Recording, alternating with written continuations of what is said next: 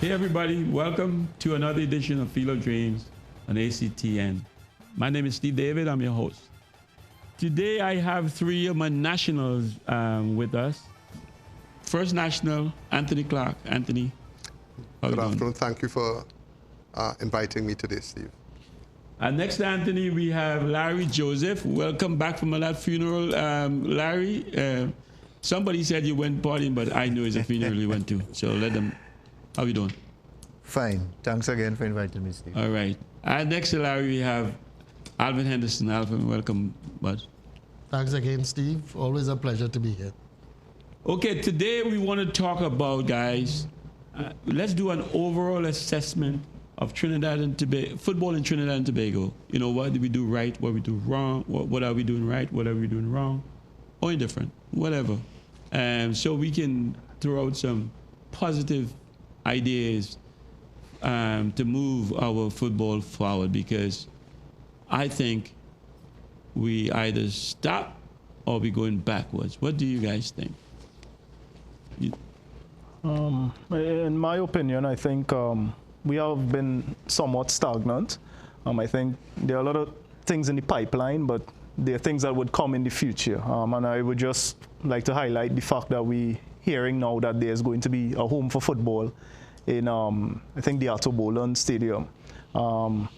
It's something that in the last executive, we heard about it being in Manny Ramjohn. So you're talking 2-3 years later, we still now making the decision again to have the home of football.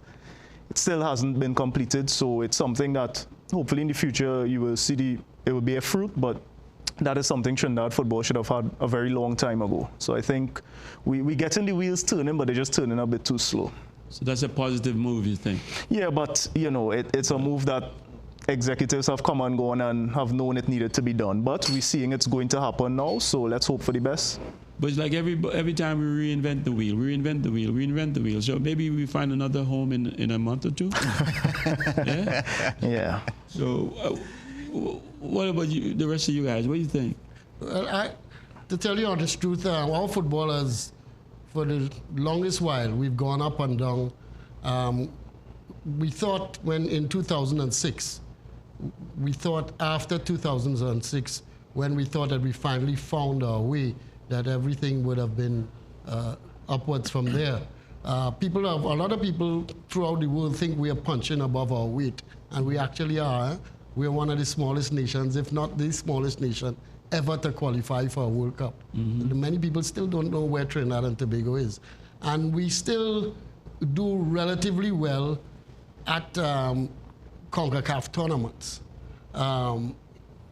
Not consistently well, but relatively well. We are still one of the teams that people fear at the CONCACAF level from the Caribbean. Jamaica, who we could compare ourselves with since '98 when they made the World Cup, have not done as well as we have. One of the biggest problems has been sustainable programs at youth level, sustainable programs that we implement and we continue to keep going without any breaks. But usually what has happened is that money or the lack of money has prevented us from having a consistent course. But it seems though we find money to do other things. For example, I understand right now we're paying the women, like 8 or 10 of the women, $8,000 a month to practice. Where does that money come from? I have heard through the grapevine that a lot of that money is coming from FIFA, because FIFA and through CONCACAF they've tried to promote the women's game in the world, so that the women are now getting a lot of money that was not there before, and a lot of the money that's available to Trinidad and Tobago football has now come through FIFA and CONCACAF.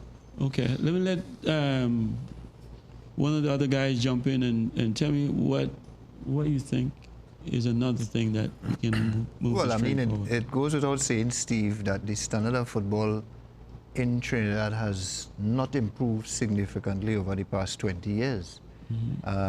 Back in your days, I didn't see much of you guys, but I grew up listening to a lot of the older players, a lot of the old folks. I used to try to pick the brains, and I love listening to old people speak. And when I talk with these former players and people back who saw football back in those days, I can't remember them using the term shitong when they were talking about football back in your days. Right. You know, there was a smile on their faces when they spoke about all the different teams, and on each team had so many brilliant players. In my mind, I was like, how they could have picked a national team if each team had 8 or 9 real good players and stuff. Right.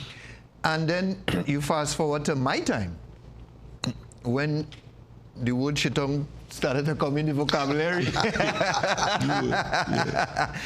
And therein lies the difference. I mean, we probably need to try to figure out, if we can, what happened between your era and my era and the present era. What were some of the things that we used to do in those days? We probably might narrow it down. Some people might say those days didn't have any money in the football, so people used to play purely for the passion, for the love of it, and that contributed, I suppose, to a high standard of football.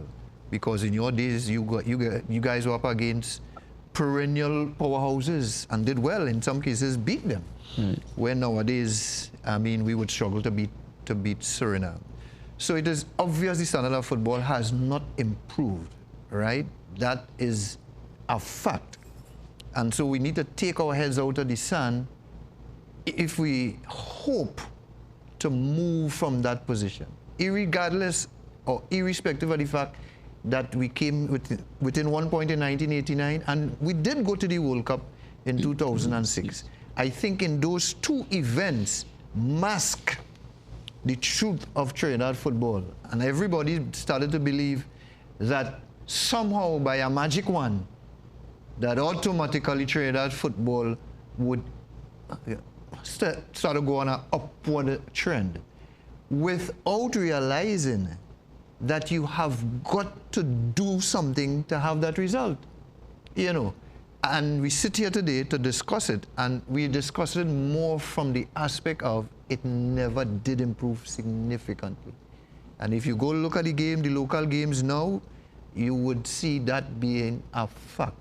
Things that I, as a player, didn't have to be taught from a coach. Now, the present-day players, a coach has to teach them that.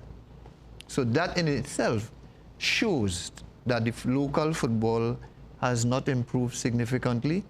And if we hope to remain competitive in the international stage as it is now, we have got to take a deliberate and a sober look at our programs, as the doc intimated in his discourse.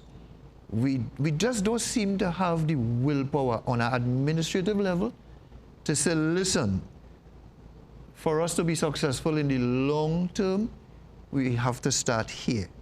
Everybody wants to be part of the success story, so people want to start on the third and fourth leg of the relay. Mm-hmm. Nobody wants to go in the training field. Right. Everybody wants their name to call as being somebody who contributed to some.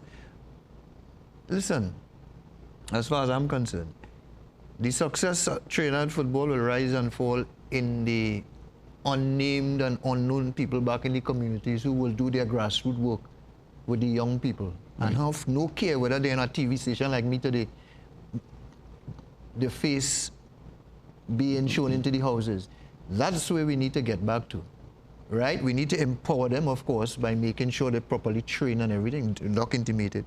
But the program, that we don't have the program that will give these guys the ammunition on a nationwide basis, so that you have a collective movement up with the youths, and something that when they go to the next stage, you know, you have a product that could, you know, add value in the whole process of football. Right, Larry, let me add to what you're saying. First and foremost, I have confidence in this present president. Right, Mr. John Williams is an entrepreneur. He has new ideas. I mean, I was part and parcel of the initial W Connection offering. And I have confidence that he is going to add value.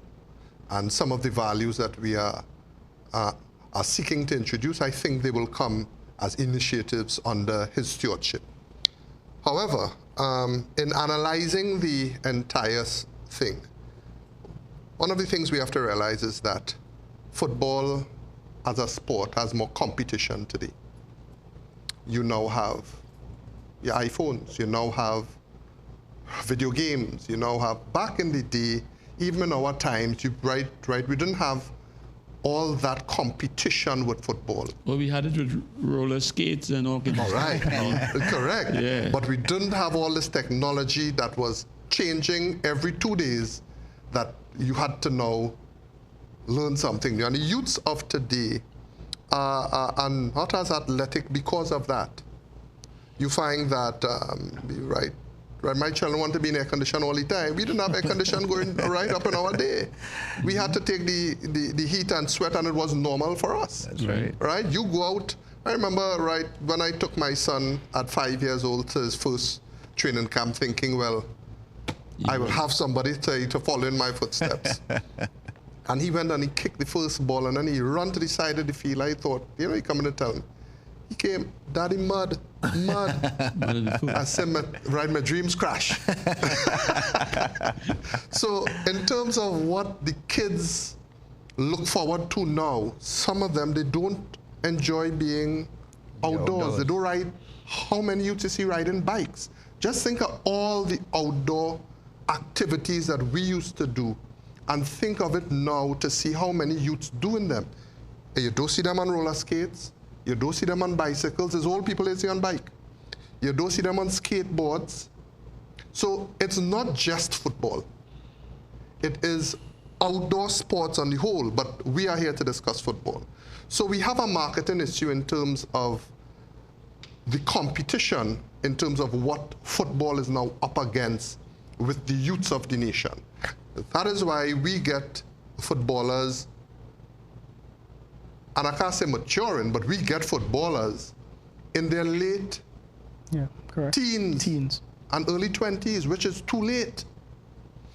We also have to consider that the secondary schools football league is not an organized football league, meaning that they don't, where our youths come through, they don't have a structure in terms of proper coaches. Sometimes the school teachers are the coaches of the secondary football teams. They're not have regulations where the coaches must be licensed FIFA coaches. So therefore, sometimes you get the youngsters being trained incorrectly. So therefore, they mature too late.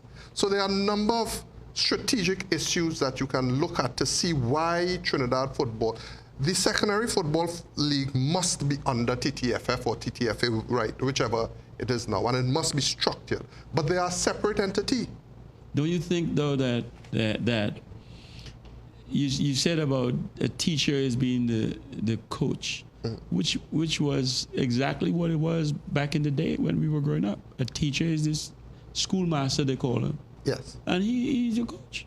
However, what you had then was players whose only activity was to be outdoor. Larry emphasized the point of things that he learned by himself. You now have to coach him. Why did he learn that by himself? Because he was out there doing it over and over again. Right. You have to force a kid to come outside in the hot sun now. And right, those are the facts. So, right, you find that when our entertainment was, we go into the football field because that's was the only form of entertainment, either cricket, small goal, but we outside. Kids these days are inside, enjoying their entertainment indoors. So they should be very good indoor something. That's right. So what are they good at? I mean, you have No, to but part of the problem, what Anthony is saying is true, but part of the problem is our security at this time as well. Back in our days, long time ago, we never had to worry about security. Yes. We were out playing, and the time that you came in was when the street light went on. That's right. Other than that, your parents didn't have to worry about you. That brings me to say that we have got to start at the grassroots level. It's like a pyramid. We seem to, as somebody said, we seem to be starting always at the top. Yes, your top, your national teams should be the shining light of your association or your federation. But it's at the grassroots level that you begin to build your players. Yep. You must have more people playing at the grassroots level so Correct. that you will have more to choose from. And in the days gone by, not everybody made it to be a footballer. Correct. And it was accepted. Not everybody must play. And from that grassroots level, we start choosing, as is being done now. We haven't heard much about it, but hopefully we'll hear in the near future that there's an under 13 elite group being chosen throughout the various counties of Trinidad and Tobago. And from then on, we train an elite group of players, not a small group. That group must be large enough Correct. and must be fluid enough that people who progress later than others could come back and forth into that group and progress with training from qualified coaches. But Alvin, Ryan, let me ask you a question as you're on that. With that being said about football and where we start in terms of the player development, what happens with bringing the crowds back to football? Because I remember back in the day, we used to have North versus South, and right, so it's a Para versus South. That we also have to consider in this discussion, bringing the crowd, the entertainment aspect back to football. So let's start from grassroots, though. Let's start from, like Alvin said, how we started from grassroots. What do we do? I would just like to throw in what I think we could do. I think just as you touched on the security issue, I think what we miss in just, as you say, in bringing the entertainment is that when we're dealing with the development, parents are not going to go with their kids to facilities that are not what they may consider the most secure. I think we have to fix, even just as you're saying, if we're going to deal with 5 elite groups at the under 13 level after they pass through a simple grassroots program, these facilities need to have the basic necessities. They need to be well secured. They need to provide certain commodities that the parents now, or the families or spectators, would actually go to see something, because today they're not going to just walk out to a random savannah or field and try to get entertainment. Unfortunately, because of circumstances, that I think we're not taking care of that. You're saying that long ago the kids would train with a schoolmaster and then you may train on your own. It could have been done. Today, if a kid is going to get 2 hours a day training alone, you have to have 2 quality hours of training. So we need to ensure that the coaches that are dealing with them, because it's happening all across the world. The reason that Trinidad, what is happening in Trinidad is happening in Mexico, it's happening in Brazil. The players aren't, they're more confined to home today. But these countries that are a bit more developed than us invest heavily at the lower levels. So when the kids get the 1 hour, he's getting 1 hour with a coach that is fully licensed, that is fully equipped. The areas in the States, for example, when they go to these little camps or these little outdoor activities, everything is fully provided. At our grassroots level, I think we still leave it as you just go into the savannah and you just have football happening. All right, I've got to take a break, guys. When we come back, we will pick up where we left off. Viewers, we'll be right back after the short break.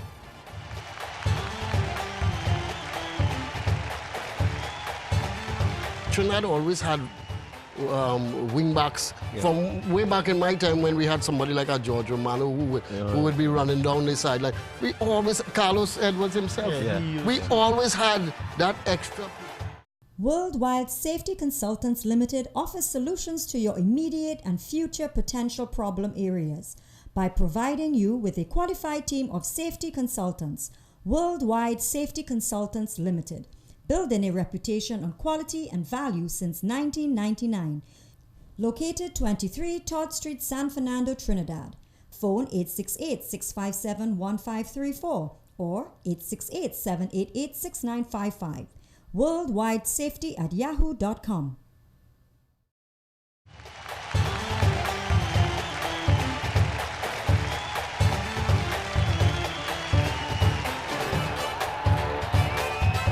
Okay, welcome back.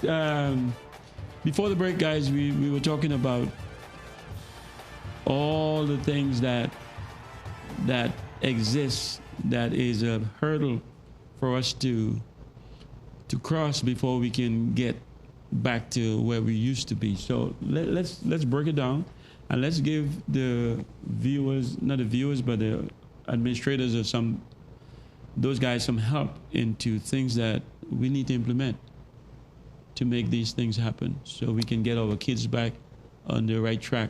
Well, Steve, what I can say as a positive, there are a lot of random coaching schools all over the country, and there are kids in those coaching schools. We need to have some sort of structure and organization and ensure that those coaching schools have properly licensed coaches. We need to monitor what type of programs are going on in that coaching school. And I think at the grassroots level has shifted to that. But who is we? Who is going to monitor that? And the Trinidad and Tobago Football Association, maybe along with the Sportity of Trinidad and Tobago. We must have some sort of regulations in this country. And anybody could open up a coaching school right now, and we don't even have an idea of what is your program, what is your qualification. I can't open up a business unless I am licensed. I have my business certificate. These sort of regulations must come into play if it is that we want to structure our football moving forward. Along with that, we have to think of a marketing strategy to market football to these kids. So, yes, you have the small group in the coaching schools, but you also have to try to attract the others to want to come outside and enjoy football. And thirdly, and right here more, but the program is short. We must get some sort of organization in the secondary football league, because that is where it's the best place for the maturing of our players during the college and secondary school phases to mature our players quickly. Players in Europe are found at ages 7 and 8. We find our players at 17 and 18. So that secondary football league must come under the control of the TTFA. Okay, let me get some of the other guys' views and well, yeah, I want to agree with Clarky in terms of having structure at the grassroots level, because it's no good just saying we need to get back to the grassroots level. But if the grassroots level is all over the place, right, in terms of organization, no structure, anything, that is not going to redound to the improvement of anybody. And you're just going to get one people coming out Correct. of different parts of the country. But that's not going to sustain the national effort. And quite rightly, as Clarky said, one of the major challenges we have facing here in all sports, but we're speaking about football, and I made this point, I don't know if it was on this program, but on some other program a couple of years ago, there's less boys playing football now than when we were younger. And Clarky spoke of the reasons for those. There are more distractions now. We live in a more technologically advanced age. Back in our days, there were very few distractions. Life was much simple. You went to school, you played sports. On weekend, you went to church, you played sports. That's life long time. I mean, it's a world apart from that now. You miss out going on the name of Proverb tree and picking Proverb. And it is impacting, or it is and it will continue to impact on all sports, more so football, because football in Trinidad is considered the #1 sport. Yes. But we have less boys playing. For example, we have majority of fields across the nation now are lighted. If we were to leave here now, all of us, and take a different village in Trinidad and drive to the ground where it is, we will see no one. That could not happen back in our days without lights. Mm-hmm. So it means there is less people now, the pool is smaller. So we cannot afford to leave for random development of these kids at these ages. Back in our days, correct. I mean, quality players were coming out of the woodworks long time. You know, but now where there are less boys playing, you have to be more strategic and deliberate you have to go looking for it. to ensure Because the pool is smaller, we have to ensure we maximize the quality that comes. Correct. Right. And so what Clark is saying, we must make sure that those coaches down in the communities who have a passion and the community minded and they're well intentioned, Right. but they have to get themselves qualified. Right. So that in terms of the, and let me just make this point before I go further. We need to get buy-in from all the stakeholders. Correct.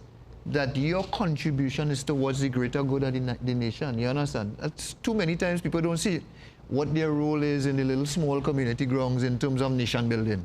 Right. And so you always, when you go to them, you always hear people saying about me and I and that kind of thing. So we must have buy-in from these critical stakeholders in the communities to help towards the development of the Stakeholders like Alvin. all of us Well, here. All of us here. Yeah.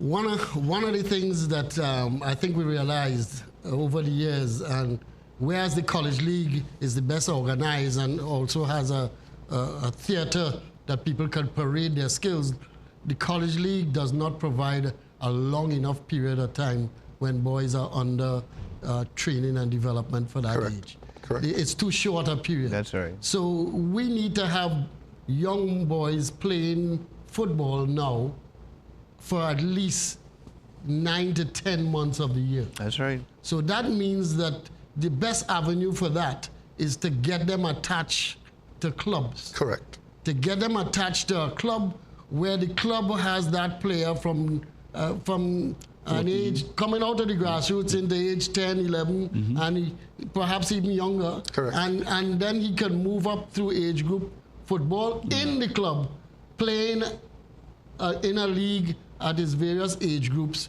and elite players being selected from those leagues. Yes.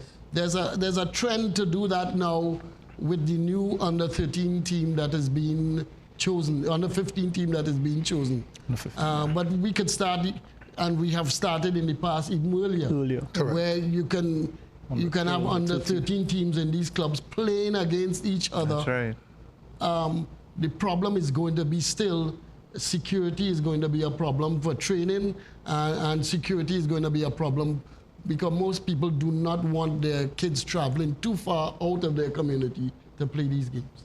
So we start at under 13 level. You're playing both in your club, and you're also representing your school later on in the college league, where you have a theater that you can parade your skills and get some other values, such as, being self-confident in your playing, so that this will be eventually the avenue that we can pick the best players from. But they are players developed from leagues that are ongoing all the time.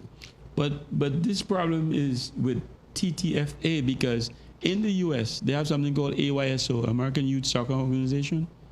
On a Saturday, Sunday, and public holiday, every kid is out playing competitively. In there, every point would have 12 or 14 teams, different age groups. San Fernando the same, Port Spain the same, and so on and so on. And they play, and you can see kids playing, but we don't have that, and we don't That is have what I mean. We don't have a program, not a program, but a competition for these kids. But we have to organize it. It used to be there in the past, and I remember playing in the Eddie Hart League and Pin Smith League and kids? Well, teenagers, early teenage years, Okay. but not under 12. But in the early teenage years, you played in those leagues at various age group level, and the same players that you played against in at that age, you met them in the college league, Of course. Afterwards. And there were in every community there were minor leagues in various younger age groups. But they don't have it now, though. They don't have it anymore because Exactly. usually there was a piper who carried the balls and everybody followed him in the village, and he would be the one person who has organized the league. We need to find those people, certify them if needs be in coaching, etc., and get them to assist them in organizing the leagues so that the tradition could continue. Could I just interject with something that happened that I heard from the youth teams and stuff?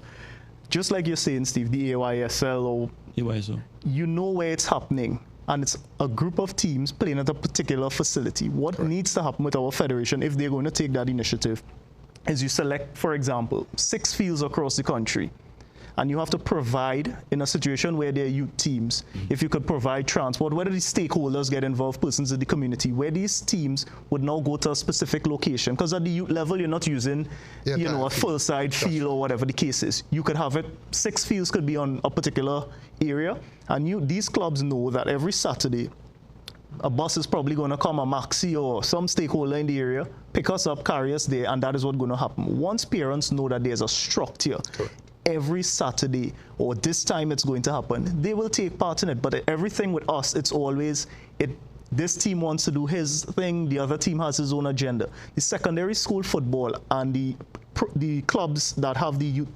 leagues and stuff, Trinidad needs to realize that we try to let everybody's overlapping. Everybody's fighting for the same season to have their events. Why can't our youth teams with clubs play for a particular period, just as you're suggesting, 6 months, their league runs, and then 3 months, you could run the secondary school right after. We don't need to follow a European league. You don't need to follow an America's league for that age group. You could actually make your own league where these players now don't have to fight to say, should I represent club, should I represent school? Because you're going to have a holistic program running where you're training with your club consistently, applying your trade there, and during a particular period where your club may have been off season, you now represent your school, so nobody's upset. But the stakeholders, we don't want to sit around the table to discuss where each of us could benefit. We all want to benefit at the same period in time, and that is what is happening. Anthony, let me say something, because you mentioned our president has some good ideas. That was one of the ideas, that he was going to get together with the stakeholders and talk about this thing, but it didn't happen. Well, I think, right, having all good intention, when you get into office and you find the mess that was there, sometimes it takes a little longer to kick off. I think he had to restructure the organization. He had to, get some and replace some of the old folk that was there, because you can't expect to move forward with the same mentality that you had. I think that is his problem. But I hope he does that. Right. Is what I'm really throwing out there. I just want to, sorry, Clarky, but I did have a chat with the president fairly recently concerning his push for some sort of structuring and youth development in Trinidad football. So I think there is, because he knows. There is the willingness to want to do this, But Clarky's right. I mean, when you get into office with all the good intentions you have, you're meeting the regime that was there before, and it's not like you're going to implement what you would like to immediately. So sometimes your enthusiasm is a little doused. No, but not only that, Larry. He came into office during a World Cup campaign.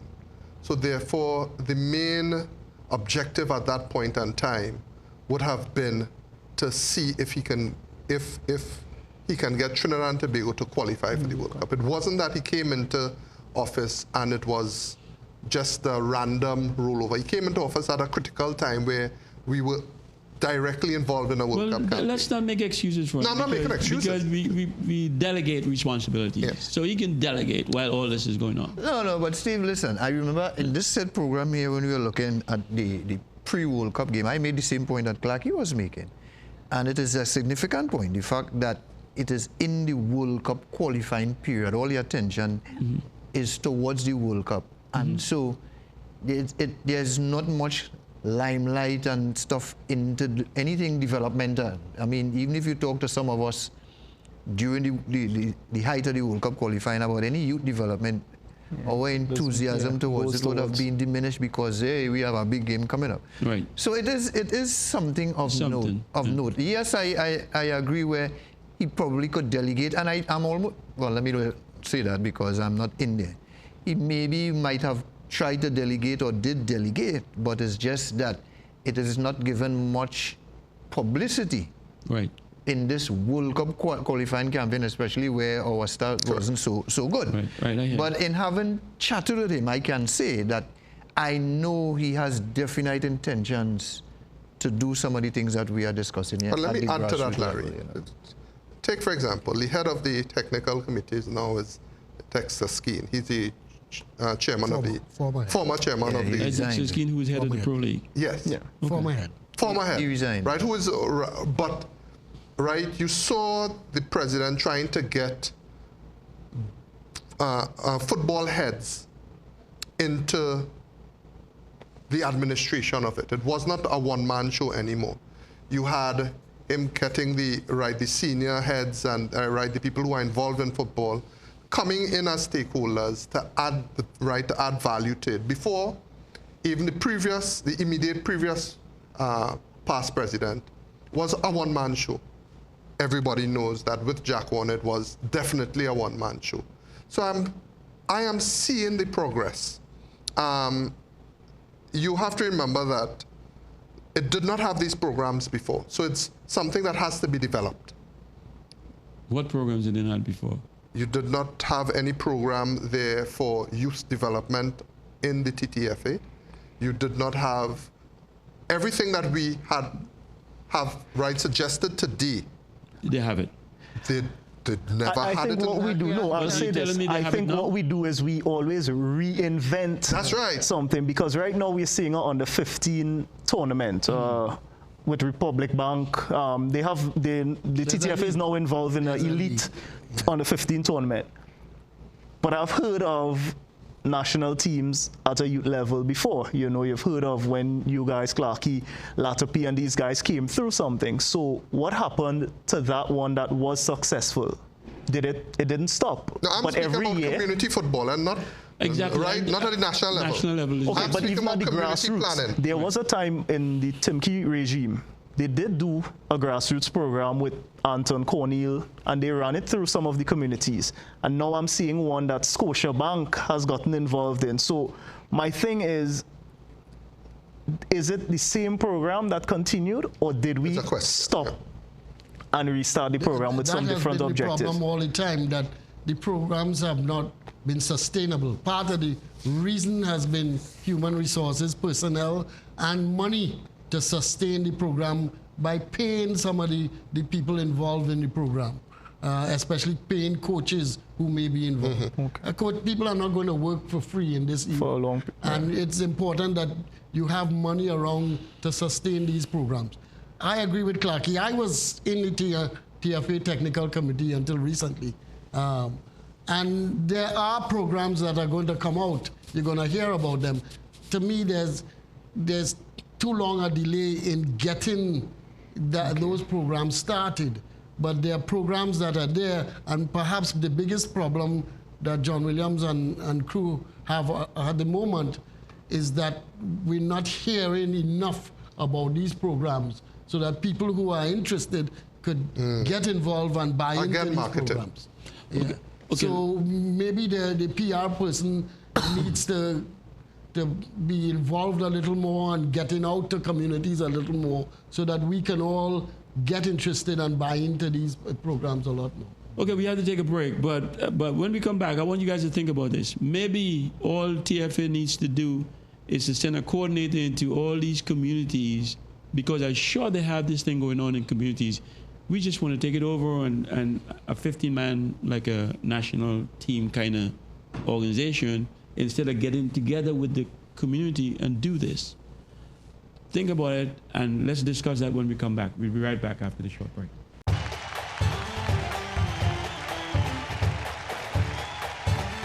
Saying we need to have, both from the TFA level, disseminating the information, getting it out in the communities, because those are the kids you're going to be depending on to feed into your programs as you go. Worldwide Safety Consultants Limited offers solutions to your immediate and future potential problem areas by providing you with a qualified team of safety consultants. Worldwide Safety Consultants Limited, building a reputation on quality and value since 1999.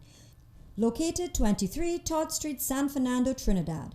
Phone 868-657-1534 or 868-788-6955. Worldwide Safety at yahoo.com.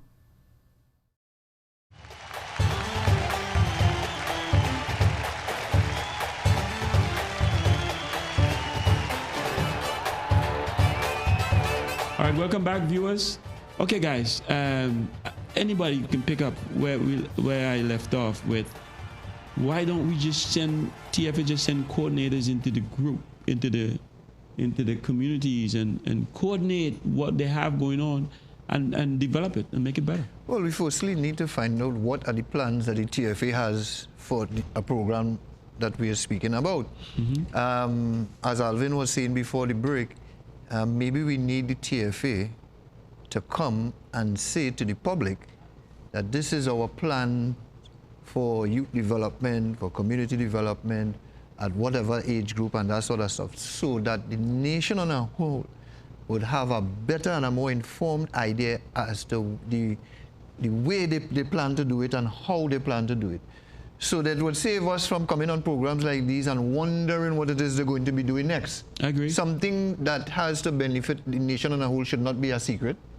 It should be something that everybody should know about, because, again, we're trying to get buy-in into all the stakeholders. What we must remember is that in any attempts to do what we are saying here is going to involve some sort of cultural change, in attitudes at least.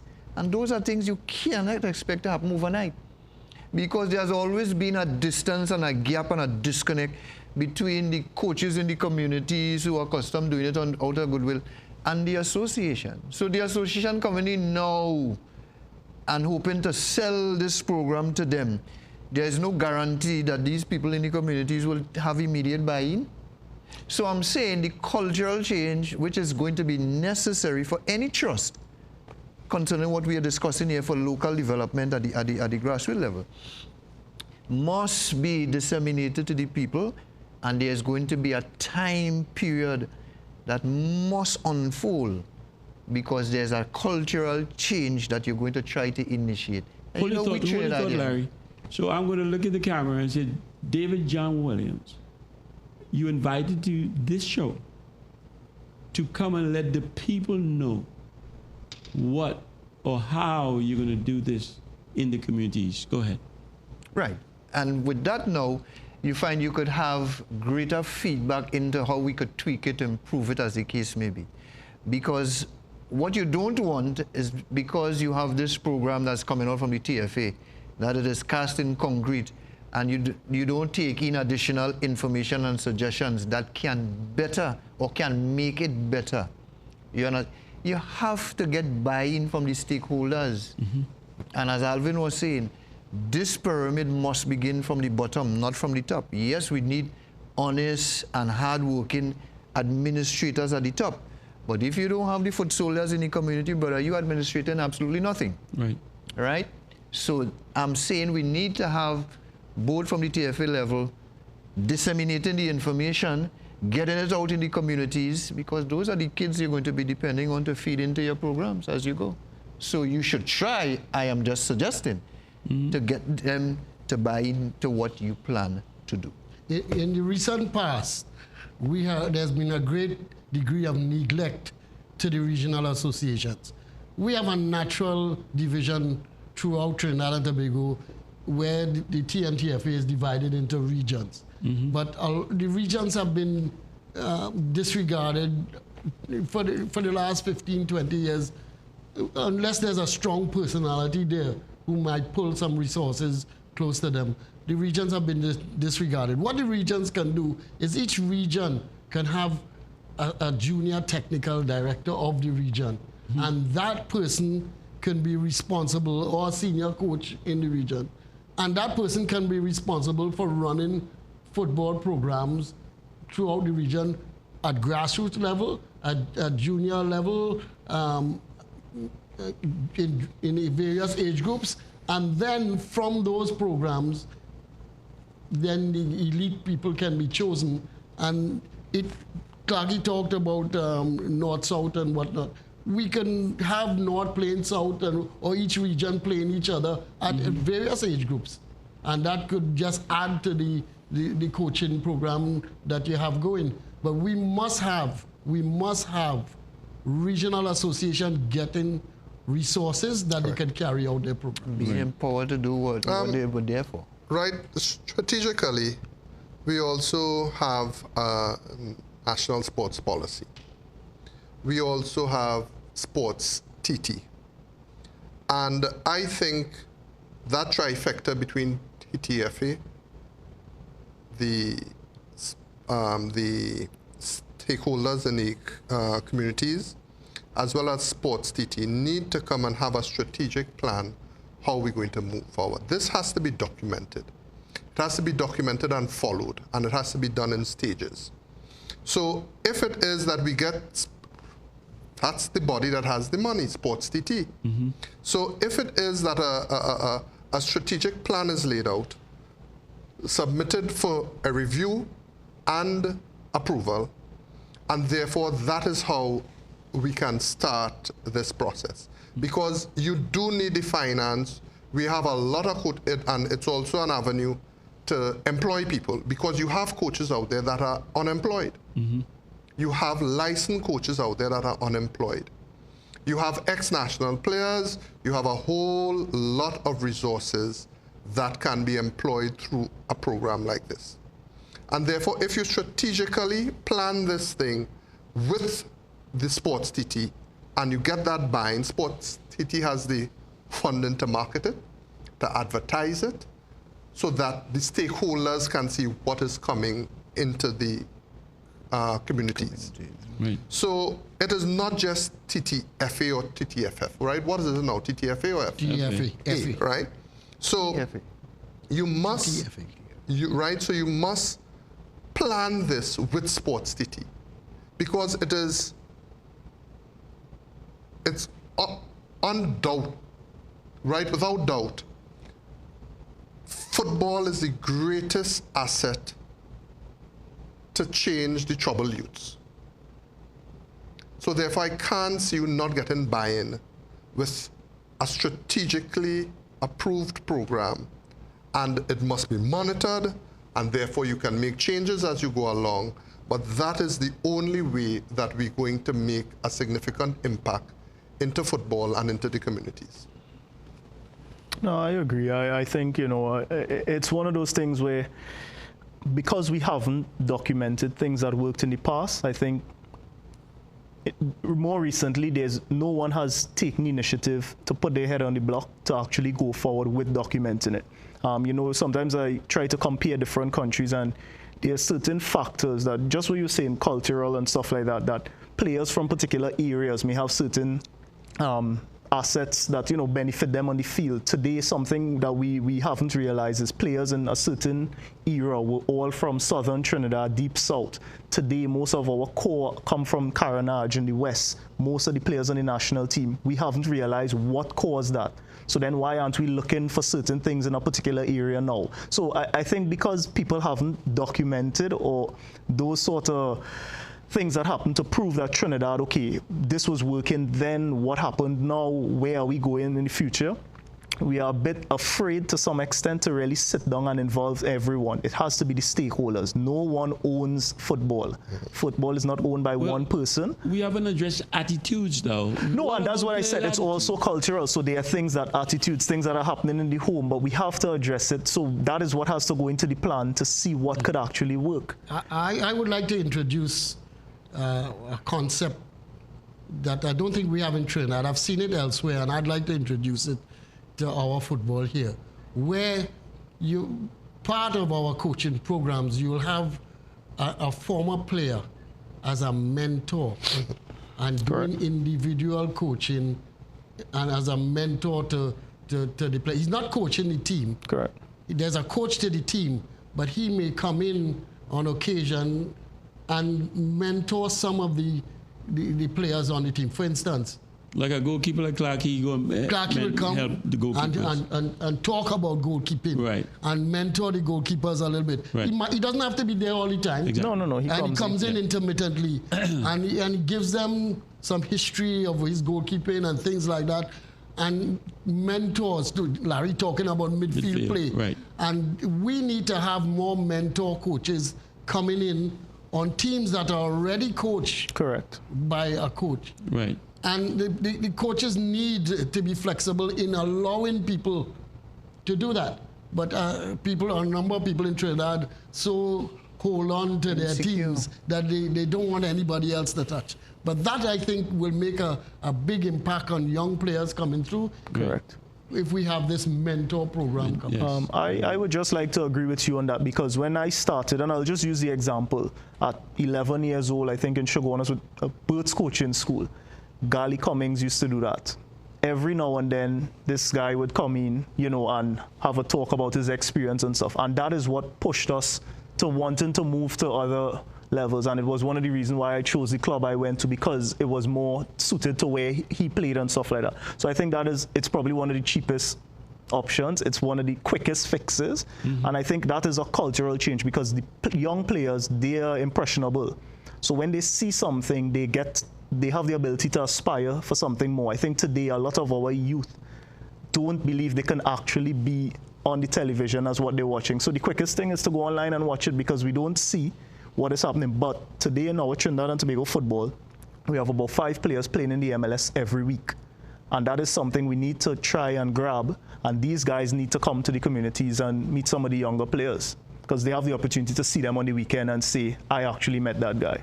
So that could be one of these strategies that is documented and how we move forward. But at the end of the day, we must produce a document that we can follow, instead of everybody coming with their own ideas. Right. And The next 5 years it changes. That's right.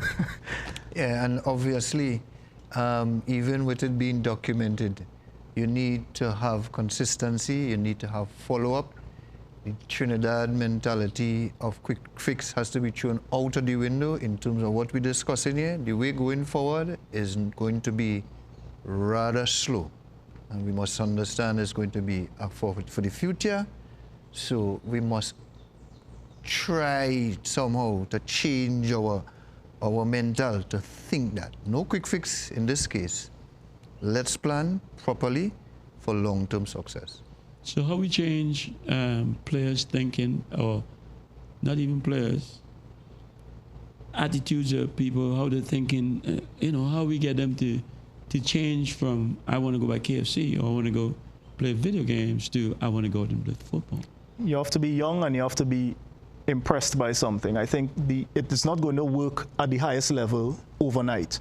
You have to decide it's going to take some years, work with the young people and get them. If a young kid at 5 years old hears that KFC is not good for him, something would happen, and he hears it from an idol of his, chances are he's not going to continue consuming it. He's more impressionable at a younger age. Thoughts and words for any of you guys? I think that we have a positive future for football in Trinidad and Tobago, but all the ideas that were thrown forward here today, we must get them implemented. And I really hope you get the president on your show. I hope so too. Yeah, we've had years of talk shops. Now it's time to just get some action. I've always said implementation is the key. All the ideas are out there. Implementation of these ideas over time is the key. All right, guys, you guys want to say hi to Angus? Hi, Angus. Okay. I hope he's not attending a funeral like me. Angus said the check didn't come fast enough, so he couldn't make it today. Okay, we come to the end of another edition of Field of Dreams on ACTN. I want to thank Axe Television Network for giving us the opportunity to bring the show to our viewers. Thank you, viewers, for tuning in every Monday night at 8 o'clock and Tuesday at 1 p.m. To view this show. To the panel, guys, as usual, thank you guys so much. Alvin, Larry, Anthony, and Narada. Appreciate you guys so much. Thank Pleasure you. to be here. Welcome. Thanks. Thanks for the And we have a Facebook page. Check us out. We do have an email address, fieldofdreamstt@gmail.com. Drop us a line. My name is Steve David. The show is ended. Go in peace. I'll see you next Monday night. Good night.